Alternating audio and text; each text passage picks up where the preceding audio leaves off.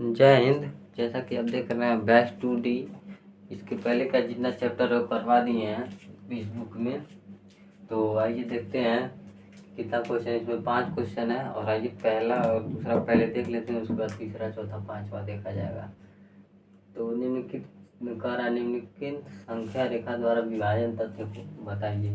पहले विभाजन का मतलब जान लेते हैं। विभाजन क्या होता है? विभाजन जैसे कि शब्दों से स्पष्ट हो रहा है, विभाजन मतलब होता है बंटवारा, यानी भाग। भाग और विभाजन एक ही बात है। इसे इंग्लिश में डिवीजन कहते हैं, आप इसको नोट कर लीजिएगा, क्योंकि इंग्लिश जानना भी आजकल बहुत ही महत्वपूर्ण है। आज नहीं तो कल जानना पड़ेगा भाई।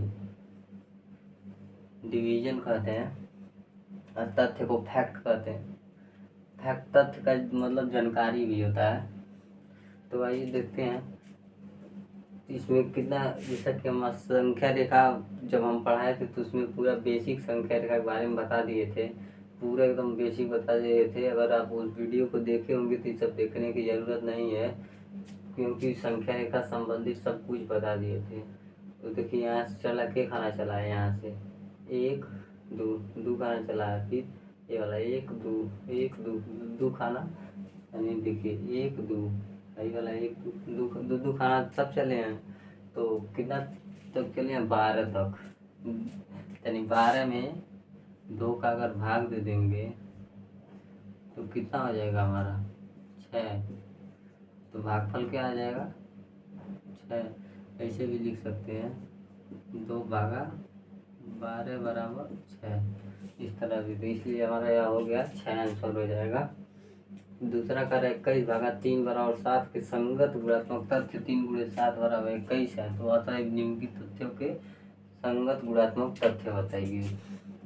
ये लोग संगत हैं, जिनका मतलब इनके बारे में जानकारियाँ देना है और इनके बारे में कोई फैक्ट है, इसको देखते हैं। पहले क्वेश्चन को समझना बहुत महत्वपूर्ण होता है। डायरेक्ट आंसर करना आसान होता है, लेकिन उसको समझना बहुत मुश्किल होता है, इसलिए समझ के करें। तो जैसा 56 भागा 8, यानी 56 में 8 का भाग दिया गया है। तो जैसा कि आपको पता होगा कि भाग को बट्टे में भी लिखा जा सकता है। बट्टे का मतलब एक तरह भाग ही होता है। 56 बट्टे 8 हो जाएगा, आई हो जाएगा 7। चूँकि आपको पता होगा किसी भी संख्या का रो लिखा गया है तो हमारा परिमेय संख्या हो जाता है। जब बटे 1 में रहेगा, ये 8 है तो यह परिमेय संख्या, क्योंकि p बटे q के रूप में यह है, यानी 8 बटे 1 है ही। बस एक बटे में 1 लिखा नहीं जाता है, इसलिए पहले बटे 1 छुपा रहता है। बटे 2 3 रहेगा तो वो लिखा जाएगा, लेकिन बटे 1 नहीं लिखा जाएगा। इसको वैसे ही दर्शा देते हैं बटे 1, उसका तिरछा गुणा कर लेते हैं, यानी कैंचिया गुणा कर लेते हैं। 1 का 56 में 8 का 7 में। अगर यह इसके बराबर हो गया तो समझ लीजिए संगत गुणात्मक तथ्य है। तो 56 गुणे 1 कर लेते हैं बराबर 7 गुणे 8 है, 8 गुणे 7, बात एक ही है। तो 56 बराबर 56, तो हमारा यह इसके बराबर आ गया। तो यह संगत गुणात्मक तथ्य है और आप इसको समझ गए होंगे, तो ये हमारा सही हो जाएगा।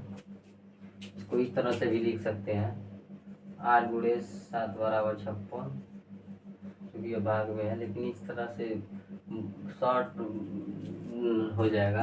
और यह थोड़ा लॉन्ग में लगा है, इस समझने के लिए आपको इतना बताए हैं। 8 गुणे 7 भी डायरेक्ट लिख सकते हैं।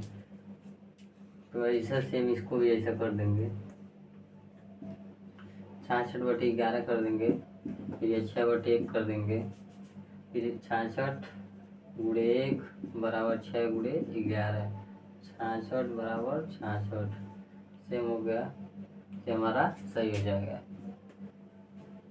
तो इसको नोट कर लीजिए और तीसरा क्वेश्चन बोर्ड पर लिख देते हैं। आइए तीसरा क्वेश्चन देखते हैं। तीसरा कह रहा है 117 को 2 संख्याओं के गुणा के रूप में व्यक्त कीजिए जिसकी एक संख्या 13 हो। 117 को 2 संख्याओं के गुणा के रूप में व्यक्त कीजिए जिसकी एक संख्या 17 हो। तो यानी दो संख्याओं का गुणा करना है जिसमें एक संख्या दे दिया है 13, और क्या एक संख्या और कि 13 में क्या और संख्या से गुणा किया जाए कि वह 117 हो जाए। तो 13, जैसा कि 13 की पहाड़ा में 13 का पहाड़ा अगर 9 बार पढ़ेंगे तो हमारा हो जाएगा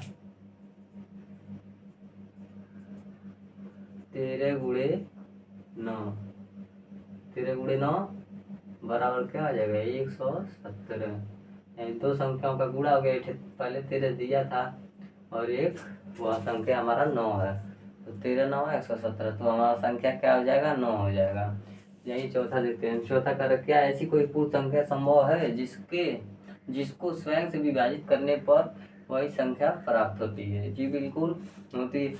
वह संख्या एक है और जिसको स्वयं से विभाजित यानी स्वयं से भाग देने पर वही संख्या प्राप्त होती है। मान लीजिए 5 में 1 से भाग दिया जाए तो 5 ही ना प्राप्त होगा। फिर कोई भी संख्या ले लीजिए, 15 ले लीजिए, 15 में 1 से भाग देंगे 15 ही प्राप्त होगा, तो हमारा संख्या क्या हो जाएगा 1 हो जाएगा।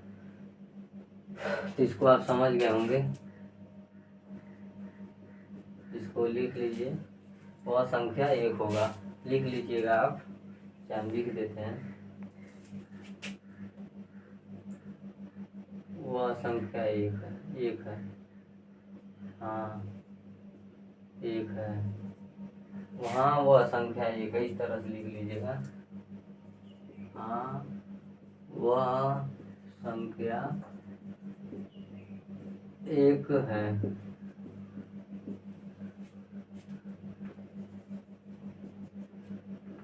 पांचवा कार्य, क्या दो विभिन्न शून्येतर पूर्ण संख्याओं के लिए पहली संख्या को दूसरी संख्या से विभाजित करने पर तथा दूसरी संख्या को पहली संख्या से विभाजित करने पर समान भागफल प्राप्त होता है? पहले क्वेश्चन का सेंस समझते हैं, इसके कहने का मतलब क्या है। क्या दो विभिन्न शून्येतर पूर्ण संख्या के लिए, मान लीजिए कोई संख्या दिया है, पूर्ण संख्या आपको पता ही है 0 से लेकर अनंत तक, तो पहली संख्या को दूसरी संख्या से भाग दिया जाए। मान लीजिए 8 भागा 2 करते हैं तो 4 हो जाता है। संख्या को से विभाजित करने पर तथा दूसरी संख्या को पहली संख्या से विभाजित करने पर, और अब इसको 8 में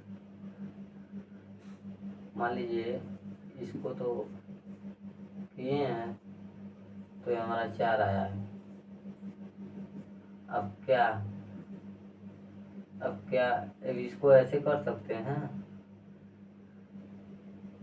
8, इसको जी, इसको हल तो किया जा सकता है, लेकिन इसका जो भागफल है अलग अलग आएगा। भागफल यह होता है, जो बचता है वह शेषफल होता है, जो यहाँ बचता है लेकिन बचा नहीं है शेषफल होता है, और ये भाज्य होता है या भाजक होता है। तो ये दशमलव आ जाएगा, इसलिए वह क्या दो विभिन्न पूर्ण संख्याओं के लिए पहली संख्या को दूसरी संख्या से विभाजित करने पर तथा दूसरी संख्या को पहली संख्या से विभाजित करने पर समान भागफल प्राप्त होता है? नहीं जी बिल्कुल नहीं, इसको नहीं लिख लीजिएगा, नहीं। गुणा हो जाएगा, गुणा मान लीजिए 2 गुणे 4 बराबर 8 आया, 4 गुणे 2 बराबर 8, गुणा में तो हो जाएगा लेकिन भाग में नहीं होगा। इसको आप नोट कर लीजिए। और आपका चैप्टर 2 खत्म हो गया, इसके बाद पूर्णांक शुरू होगा। और यह कुछ संख्या दिया है, कुछ दिया है नीचे, और प्रश्न राष्ट्रीय आय एवं योग्यता आधारित छात्रवृत्ति परीक्षा प्रश्न 80 और 90 के बीच भाज्य संख्या है। इसको 3 क्वेश्चन दिया, इसके नेक्स्ट वीडियो में करवा देंगे, और पहले आप भाज्य जान लेंगे क्या होता है, तो वीडियो लंबा हो जाएगा चूँकि, इसलिए तब तक जय हिंद जय भारत, मिलते हैं नेक्स्ट वीडियो में।